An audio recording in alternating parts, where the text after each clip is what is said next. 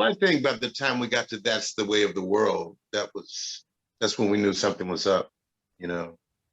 Yeah, because that's the way of the world, is when you realise the movie that its soundtrack flopped. You know, Right. it Yes, bombed. that's right. It was a soundtrack, and it absolutely flopped because the movie flopped. But good thing for us, we didn't paste the word soundtrack across the front of the Right. album cover, Yeah.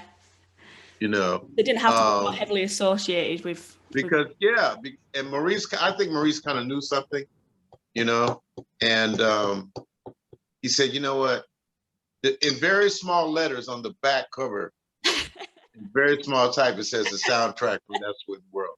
But he didn't want that word soundtrack, as they were doing back in the day, pasted across the front of the record. He didn't want it. Well, that's it. And it was a good thing.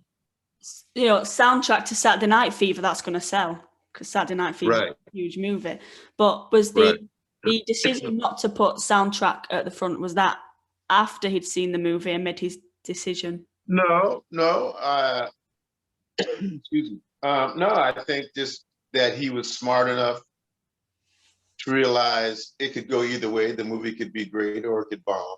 Either way, he wanted to limit, I think, in a sense, his association with it musically. You know, and so when you look at That's the Way of the World, the album just looks like one of our regular albums, and you don't know that it was a soundtrack.